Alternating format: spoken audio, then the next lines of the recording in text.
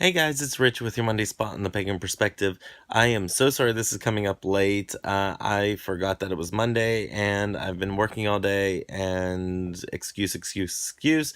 Anyway, this week's video is on ritual wear. We're doing some throwback topic suggestions from days gone by.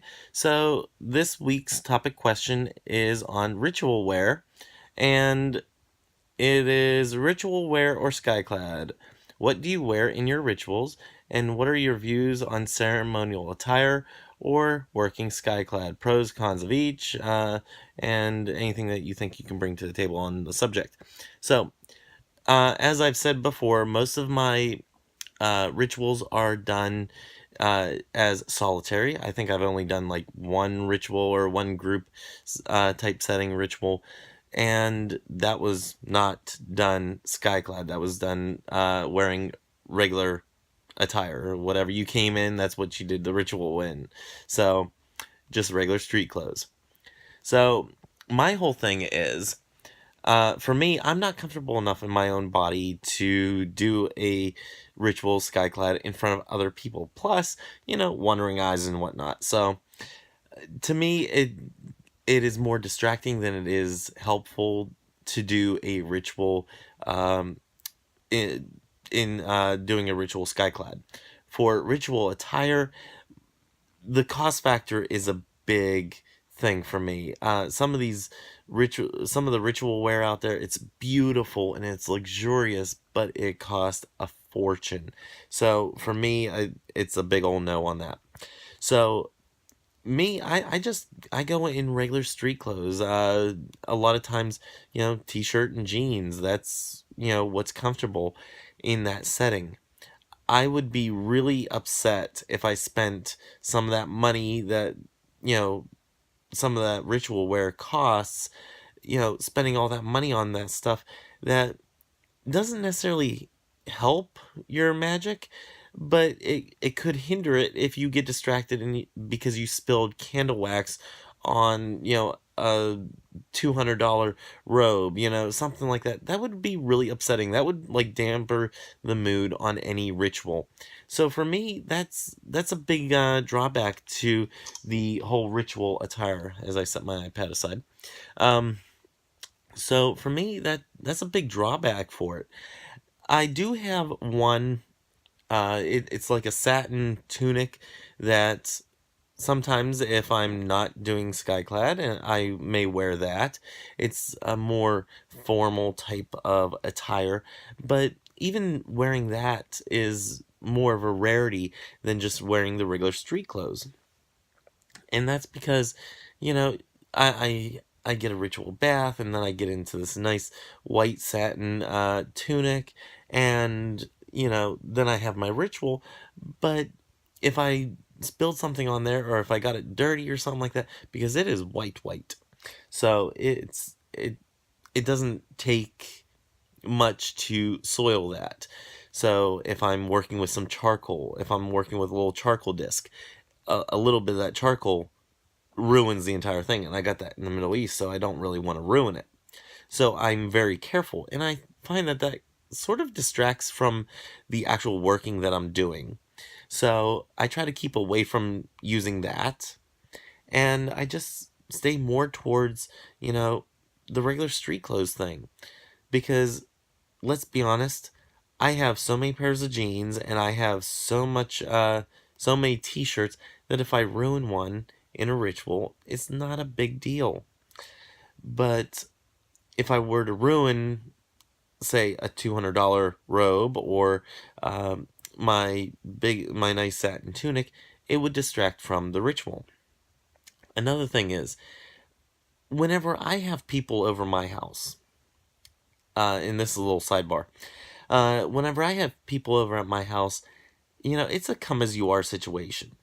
Whenever I was involved in a church, it's a come as you are situation. If you're coming into the church, that's what really matters, is that you show up and that you're taking part in these these situations, or these communions with friends and family, and in this case with your deities, and with my little familiar Jelly, who is actually laying right here ready to go to sleep. It's about being in that communion more than it is about what you're wearing. So in this instance, it would be, it doesn't matter what you wear in that ritual, as long as if your deity is okay with it, and you're okay with it, and you're all comfortable with it. It's more about that communion than it is about what you wear to the event. Let's be honest, you're not at a Comic-Con event. You're not, putting on a show. So if it's really a true ritual where you're being there with your deity, if your deity doesn't require it, and it doesn't help you in any way, then you don't really need it. So that's my thought on ritual wear. I have practiced Skyclad by myself, of course. Like I said before, I haven't done that in a group setting. It would just be too distracting. But I have done it by myself, and I do find it okay. But again, you have to worry about where things go. So if any of you have a couple extra pounds, I, I, I'm not overweight, but I do have, you know, a little extra, here and there that I don't want to tip over a candle, that type of thing. And for those who have extra appendages that may fly around, you don't want to get that near a flame. So you have to be careful, more careful around fire and around, again, charcoal discs and stuff like that.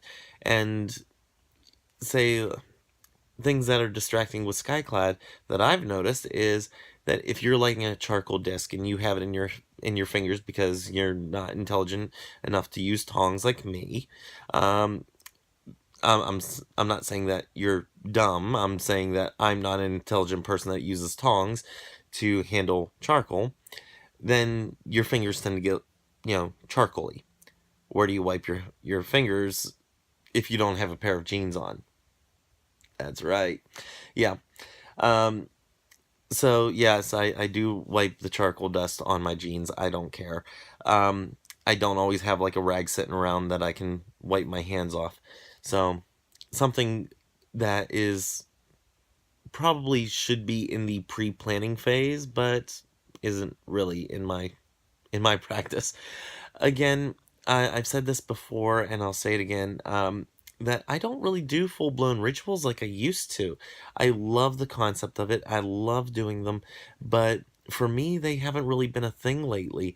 It, between the moves and not having the space and whatnot, right now, really not having the space, and I'm constantly doing something that doesn't always have a space of time carved out for a ritual.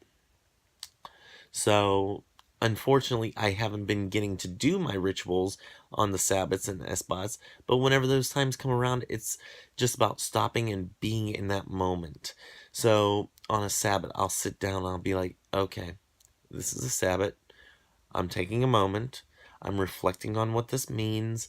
Or this is an Esbot. I'm going to reflect on this. I'm going to take in this energy from the moon, or maybe it's a new moon. Maybe I'm thinking of, what's beginning in my life, or this is a waxing moon. What am I building up to? That type of thing. So things like that. Taking that moment to stop is more important to me than a whole planned out ritual. Even though I love doing the whole blown ritual, if I can't get to that, at very least, I stop for that moment and I reflect on what it means. So that's really where I'm at on rituals, ritual attire, and Skyclad. So I think that's all that I have for this week. I do hope to be posting on my personal channel. I have a big long video coming that I need to tell you guys what all's been happening in the background here, because damn. Anyway, lots of work, lots of things I've been doing. So I'm hoping to make a video this weekend while I'm down in Dover, so look for that on my personal channel, Witch 2005. I'll have the link below, blah blah blah, all that stuff. Anyway, I will see you guys next week, and until then, may you have love, hugs, and ladybugs. Bye bye.